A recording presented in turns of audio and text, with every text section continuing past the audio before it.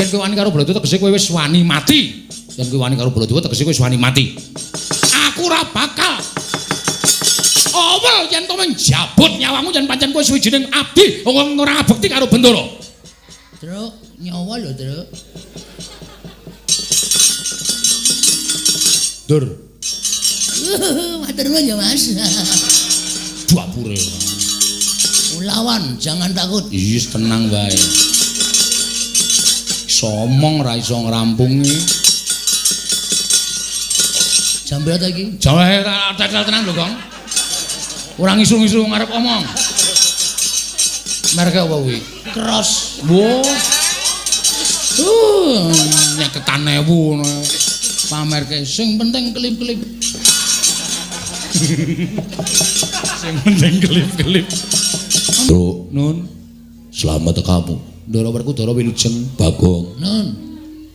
Selamat kamu. Nggih. Wilujeng, Ndara. Yo. Prayogakno. Nun inggih sampun boten kirang prayogi. Bagong prayogakno. Nun nggih sampun boten kirang prayogi. Petro wonten dawuh sinuwun. Padha rareja sapraptamu. Wilujeng dereng sambikala bekti kula kunjung nggih, Den. Iya, Petro Bagong padha rareja. Nggih, Ndara. Pun sawetawis boten rawuh teng Karang Kadempel nyambangi para panakawan. Iya. Pun wonten 3 sasi niki sampean boten rawuh teng Karang Kadempel. Wah, wis panakawan do golek papan pendelikan. Mergane ngopo? Sampean boten rawuh teng Karang Kadempel niku sing dadi dayohe Semar Gareng Petro Bagong niku mung debt collector.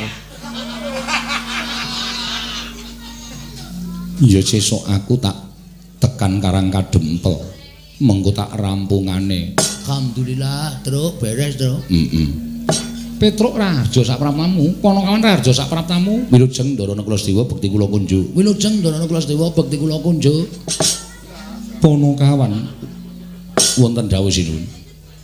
Ana wigati apa dene jeneng para sowan mongko tanpa tinimbalan. Apa saka karepmu dhewe, apa saka diutus bapakmu Semar. Sampun kepareng matur, iya wis ndak keparengake. Matur sembah nuwun. Kepareng ngaturaken tebah Siti Sekul bilung teling kron klapa. Apunten ta mbok bilung wonten lepat kula nggih kula munjuk atung sapa paduka Gusti kula ingkang sinuwun. Kaya ora dadi ngopo Petro. Ingkang sepisan sowan kula menika ngaturaken sembah pangabekti dungkap angka kalih. Sowan kula menika mboten saking pikajengan kula piyambak, namung kula menika dapur dipun utus. Dipun utus Bapak Semar Badranaya. Bapakmu ya gene panakawan, utusan marang jeneng sira. Bapak niku pun wonten sesasi niki kaya wong lara ning jane mboten lara. Bapak niku wis ana sesasi niki kaya wong masuk angin ning jane waras. Ning kok tingkah lakune kaya wong sing kurang waras, kurang sehat awake bapak niku. Merga pun wonten sesasi niku bapak niku ora gelem mlebu teng omah. Ming teng ajeng griya, tenguk-tenguk, longok-longok dicaosi daharan ora didahar, caosi unjukan ora diunjuk. Mongko nek dalu ya ora gelem sari teng lebet griya, anane ming kemul ajeng griya. Nah, kahanane bapak sing kaya ngoten niku ndadekake bingung anak-anak. Gareng Petruk Bagong. Tumuli kula ngejak Gareng kalih Bagong sowan ngersani bapak, nanjeke kahanane bapak. Tumuli bapak kula tanting, ana apa to Pak jane? Kok sampeyan lega-lega kaya ngono? Nek bapak duwe pepinginan kuwi paringa dawuh. Mergo anak-anak saiki wis mentas kabeh. Gareng wis omah-omah, aku wis omah-omah, Bagong wis omah-omah. Nek eneng wong tuwa sing duwe kerepotan mongko anake wis mentas kabeh. Kuwi jane apa sing dikarepke wong tuwa kuwi dadi tanggungane anak. Mergo urip ki cakra manggilingan. Biyen dek aku karo Gareng karo Bagong isih cilik dadi tanggungane bapak. Ning saiki bapak dadi tanggungane anak-anak. Mula bapak paring dawuh, jane pengin apa? Barang kula matur ngonten niku bapak terus krekel-krekel gelem dehem, kersa nyumet rokok. Terus paring dawuh kali kula. Iya Petruk, bapakmu paring dawuh apa? Ngene ya Truk, ngene ya Reng, ngene ya Gong. Aku meneng wae iki ora mikir karo kahananku. Aku meneng wae iki aku ora mikir karo kahanan anak-anakku utawa keluargaku.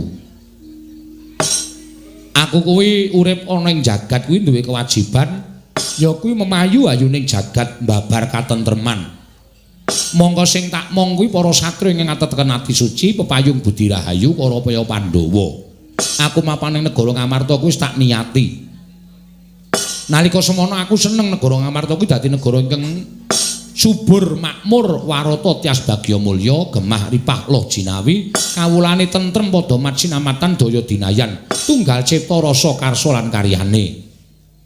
Aku seneng mula Ngamarta kuwi kondang kawenang-wenang ning sawangen to.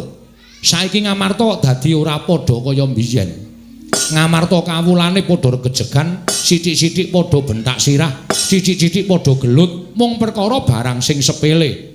Mongko nggone regejegan kuwi ora kok karo wong liya, malah karo sanak kadang mitra kawruh tangga teparo mung perkara barang sing sepele. Lah kanan sing kaya ngene iki tak anggap yen to Ngamarta ki menanu kawulane krisis kamanungsan utawa krisis moral. Papan-papan pangibadan ora diparani, papan-papan pasinaon ora ditekani, sing ditekani papan-papan maksiat. Mula kahanan kaya ngene iki nek tak nengke wae, nek nganti Ngamarta rusak, gedene Ngamarta kuwi rubuh. Sing diluputke dudu sapa-sapa ning Semar. Semar ora iso momong negara Ngamarta kanthi becik lan apik. Mula kahanan sing kaya ngene iki kudu tak rampungi, Aku kudu iso mbalekake negara Ngamarta kuwi mujudake negara ingkang adil, makmur, warata, tias bagya mulya. Kawulane tentrem, kawulane ayem, ora ana tumindak sing nalisir saka angger-angger pranataning hukum negara Ngamarta. Mengkono Petruk, nggih. Lah, sranane aku pengen bangun pura kencana, Truk. Kaget kula. Semar niku wong sekeng, Semar niku wong ora duwe, Semar niku wong melarat. Kok arep bangun pura kencana wis iso diwestani pura niku papan kencana niku barang sing larang utawa kencana niku Mas Jamrut Hergeni menika wujudipun kencana apa ya Bapak iso Gose kowe aja salah tampa Truk aku bangun pura kencana ki ora kok bangun papan sing magrong-magrong dumadi saka Mas Mutiara Jamrut Hergeni iku ya ora nanging aku bangun pura kencana kuwi papan kencana kuwi Mas papan sing ngembane uripe para kawula sak negara Ngamarta kuwi ayem tentrem rukun manunggal tetunggalan tunggal cipta rasa karsa lan karyane sumuyut marang Panggraing Sinuhun Prabu Darmakusuma. Aku pengen ndadekake negara Ngamarta kuwi kaya dene wujuding papan pura kencana ingkang kebak kanikmatan, kebak kabungan lan kebak kabagyan. Oh ngaten Pak. Iya. Terus pripun kula matur ngaten Bapak paring dawuh. Ning syarate ana. Syarate apa Petruk? Kowe tak kongkon suwane negara Ngamarta, Pandhawa 5 cacahe aturana rawuh ning Karang Kadempel, sinambi mundi pustaka jamus miyang jimat kelima sada. Merga apa Pandhawa kok kudu rawuh ning Karang Kadempel? Pandhawa ki pangareping para kawula. Pandhawa kuwi sembaning para kawula. Nek kawula kepengin ayem tentrem, Pandhawa aja wegah caket kalian para kawula. Merga kawula ora butuh dibiyuki brana picis, kawula ora butuh dibiyuki bondo donya. Ning kawula butuh dicaketi atine, dicaketi rasane supaya rumangsa yen to raket karo pangarepane, wekasan padha sengkut gumregut bangun praja, bangun negara Ngamarta saengga gegayuhan kuwi iso kasembadan. Ngaten menika keparingipun Bapak Semar. Mula kowe sowan ning negara Ngamarta, Pandhawa 5 cacahe aturana rawuh ning Karang Kadempel. Mila sinuwun, sowan kula menika namung badhe-badhe muyung dhateng jengandika sak kadang-kadang keparenga tedhak wonten ing Karang Kadempel. Mastuti dhateng ngendikanipun Bapak Semar Badranaya. Matur sembah nuwun cekap semanten atur kula. Monggo kula hangarantu dhateng sabdanipun Sinuhun Prabu Darmakusuma. Petruk, Nun. Gegayuhane bapakmu kuwi pancen bener, apik lan becik ngono nggih. Nanging aku tak taren karo dulurku papat cacahe, merga Pandhawa kuwi 5, ora ming Puntadewa pribadi. Oh nggih monggo menika langkung prayogi. Menika ing dipun pestani musyawarah menika ngaten menika. Menawi Sindara Werku Ndara Janaka Ndara Klasdewa kersa rawuh teng Karang Kadempel, ah niki ateges gegayuhane bapak bakal kasembadan. Werkudara, nggih. Si Adi wis midhanget ature Petruk. Wis, penemune si Adi piye? Petruk, Nun. Yen bapakmu bakal bangun pura kencana, kuwi gegayuhan sing luhur. Malah yen kepara matura karo bapakmu, yen butuhake Prabiya, butuhake apa wae, aja metu saka bapakmu. Ning metu saka Jodipati, aku ora bakal wegah cucul kanggo kasembadan gegayuhane bapakmu. Alhamdulillah. Matur suwun Ndara. Ndara Janaka pripun? Petruk kanthong bolong ora ming Jodipati. Yen perlu aku bakal sak biyantu kelawan bapakmu, ya lair, ya batin Petruk. Jan matur sembah nuwun. Ndara Nakula Sedewa pripun? Petruk kanthong bolong aja kuwatir. Yen pancen ragat saka Jodipati lan Madukara isih kurang, yen perlu sawu jajar kasatriyanku digadhekke dhisik ora apa-apa. Kanggo ragat bapakmu Petruk. Estu menika? Iya Petruk. Alhamdulillah matur sembah nuwun. Ndara Nekul anu Sedewa, iya Petruk aku ya ora bakal wegah. Apa sing dibutuhke bapakmu aku bakal nyukupi. Gegayane bapakmu mau luhur Petruk. Matur sembah nuwun tanpa pepindhan. Jan kelakon penjangkane bapak. Ngetokke nek ndara-ndara kula Pandhawa menika nuwun sewu mboten lali dhateng menapa ing sampun dipun tindakaken bapak. Nyatanipun bapak menika sangat ageng lelabetanipun kaliyan para pupunden kula Pandhawa. Petruk dalem aja seneng dhisik. Lho lha pripun wong sedaya pun sarujuk kok. Panjenengan kantun bidal kula kantun mangkat, ndara-ndara kula Pandhawa ugi kantun tindak. Kok tasih paring pangandikan mengko dhisik? Mergo bingung rasaku Petruk. Sebabe Koko Prabu Ndarawati rawuh mrene, Koko Prabu Baladewa rawuh mrene kuwi uga mbutuhake pustaka Jamus Myang Jimat Klimasada. Lho. Sinuwun Ndarawati. Iya Petruk. Mula yen to aku nuruti karepe bapakmu, doh nyono cerak nyono padha mestani yen to Ratu Ngamarta kuwi mencla-mencle ora iso dicekel gunemane. Mongko rawuhing Koko Prabu luwih dhisik tinimbangane kowe. Ngerti Petruk, nadyan kuwi wong liyan kebrayan nanging yen to luwih dhisik kudu tak dhisikake. Nadyan kuwi sedulur kula warga. Yen to tinemu mburi ya kudu tak ladeni tinemu mburi. Kuwi pernatan negara Ngamarta mula ora kena diterjang sarta ora kena diterak. Sing gedhe pangapuramu Panakawan Petruk. Pandhawa kudu ngrampungi negara Ndarawati dhisik mengko sawise kuwi budal ning Karang Kadempel. Sinambi mundi pustaka Jamus Klimasada. Waduh. Gong, Mulih, Le. Mulih piye? Ora entuk gawe. Kok ose Iso. Kok iso?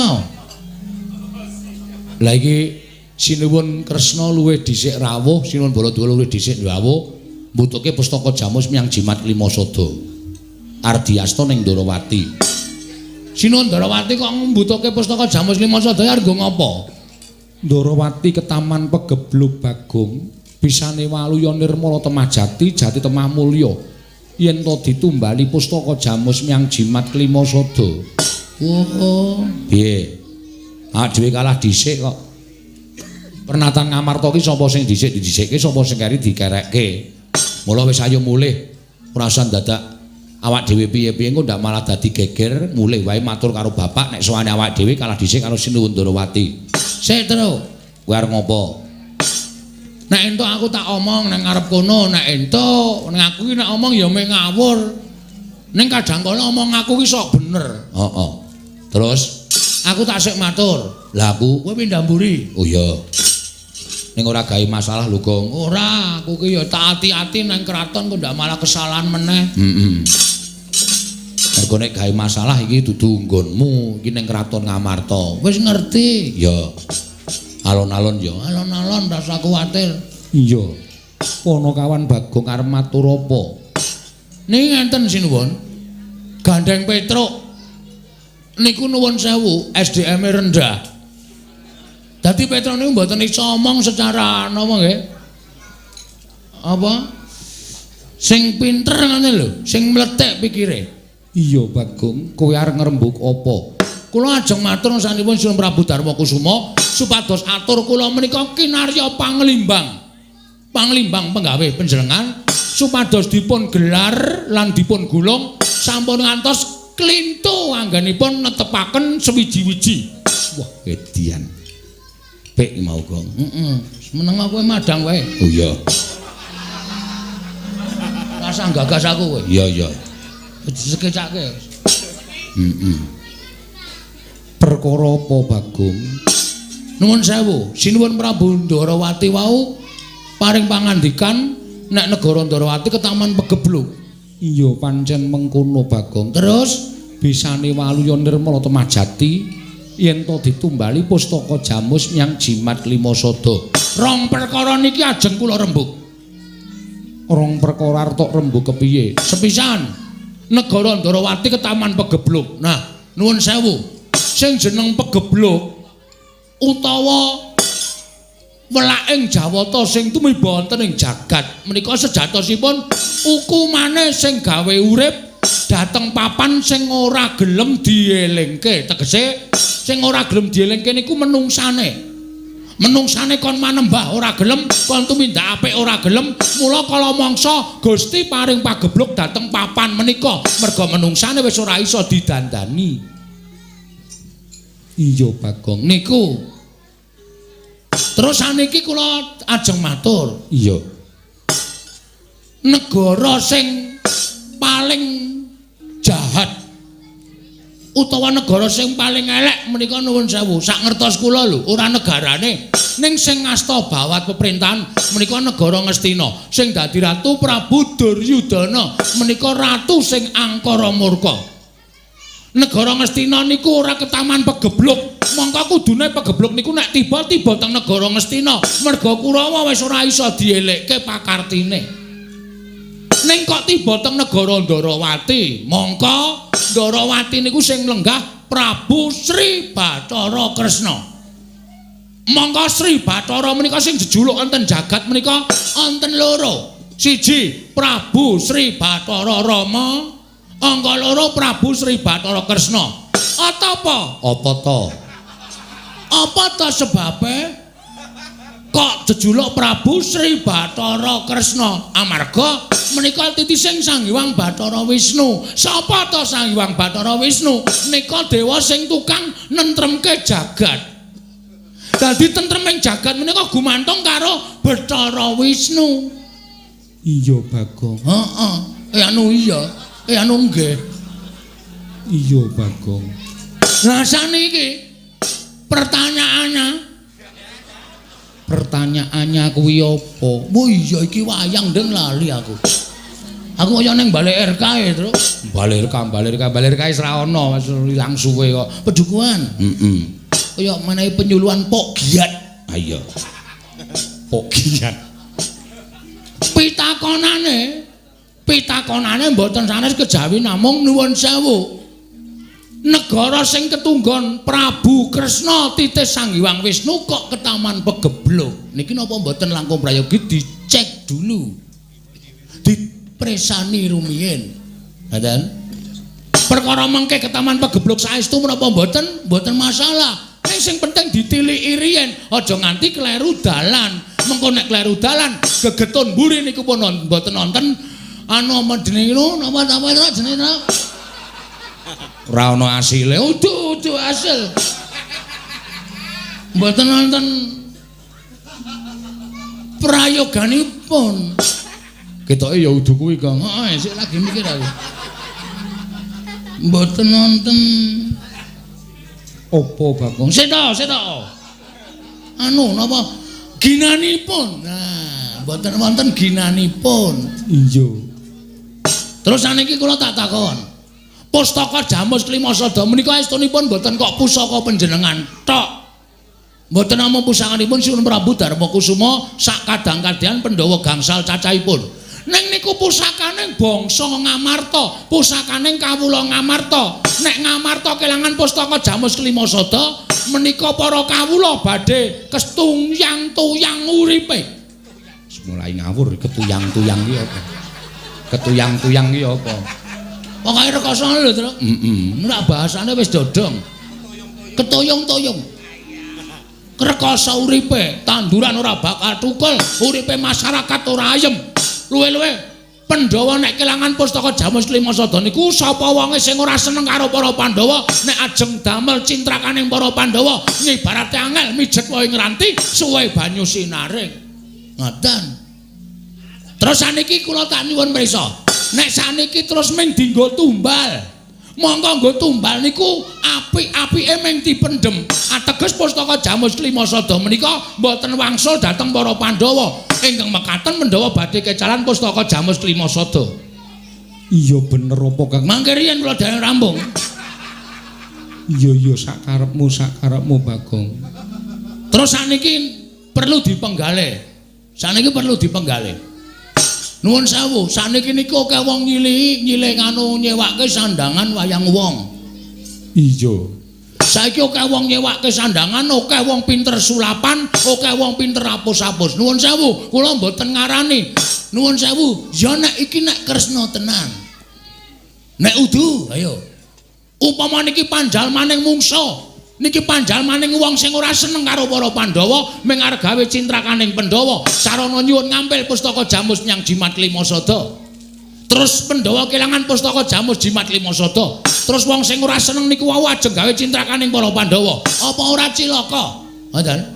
Sampeyan niku dadi ratu aja ning paningal lair tok, ning paningal batin kedadi wong akeh. Amarga saniki akeh telik Mangendrajala ingkang badhe andasta pustaka Jamus Klimasada, ming kepengin kenggonan pustaka Jamus Klimasada nganti membo-membo sanak kadang, membo sedulur niku perlu dipenggalih. Sabab nek mboten ngoten, kula mboten truk jojokane kon mandeg truk. Iya. Nek tak-tok-tak-tok aku omong wae. Nganti kentekan akal aku. Heeh. Ngonten niku malah kira-kira pas. Ngoten. Niku dadi perlu dipenggalih. Ampun kok sembrono. Niku pusaka sing dadi penguripane wong sanegara Ngamarta nggo sembrono. Nek nganti diasta Sinuwun Darawati, siji jebule dudu Sinuwun Darawati ning panjal maning mungsuh. Wis kebacut diasta panjenengan kelangan pustaka Jamus Klimasada kapusan karo Sinuwun Prabu Kresna. Wah, apa ora cilaka? Apa ora geger jagat Ngamarta?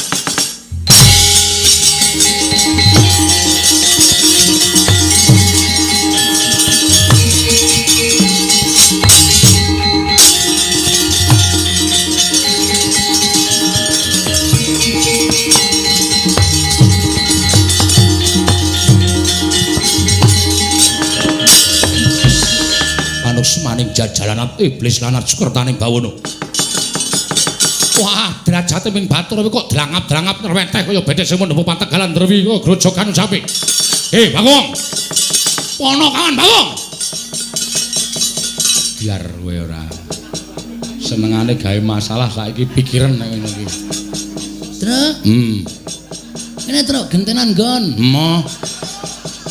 Mau pindah ngarep kok saiki arep njaluk iki ana masalah masalah rampungi kowe iki nek omong celkap-celkop nek omong ora gagas natoni atine wong liya kok senengane waton jeplak cangkeme saiki rasakno kuwi piye Sinuwun Mandura nesu kuwi aku ora ngece Sinuwun Mandura kok aku mung ngarani Sinuwun Darawati ning kowe ngerti ya Sinuwun Darawati iki adine Sinuwun Mandura Sinuwun Mandura ki nek adine dingonokne kuwi dheweke duka. Saya tak takon karo kowe, aku adine sapa? Adiku. Kowe ora nesu apa? Ora. Oh, telek iki. Pahit kowe iki ora sebaya mukti sebaya mati nek carane ngono kuwi. Ha wis karepmu. Wis ngono ditandangi. Aku ora ngerti masalahe kok. Bagong. Bagong. Noleh mrene. Jam pira ta iki? Ah, ora urusan jam. Yo jame anyar kok delek-delok nilai jam, delok-delok nilai jam. Kowe mau geneman piye? Kowe mau geneman piye malah gak saiki kowe tak takoni wangsulana. Kowe mau geneman piye? Kowe mau omong piye? Lali. Wis ket mau le omong.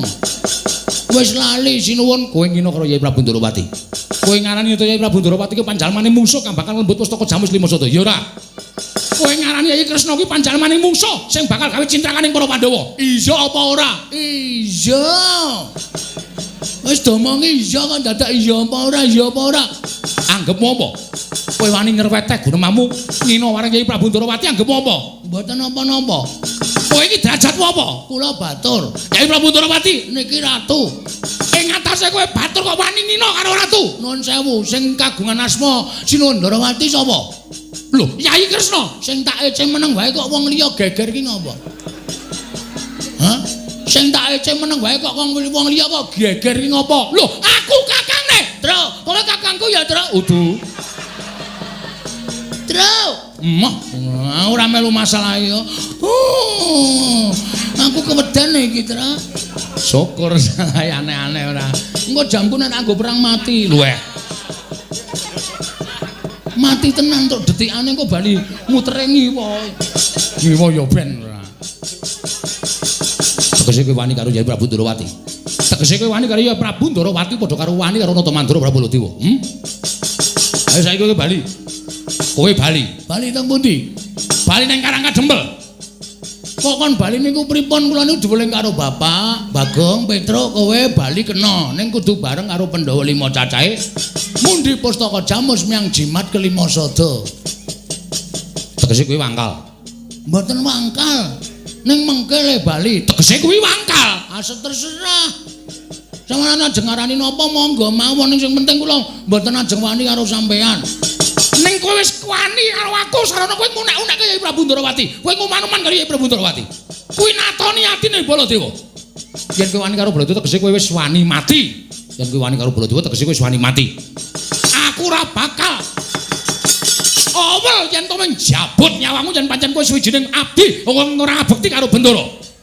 Truk, nyawa lho, Truk. Dur. Matur nuwun ya, Mas. Dapure. Lawan, jangan takut. Yes, tenang wae. Somong ra iso ngrampungi.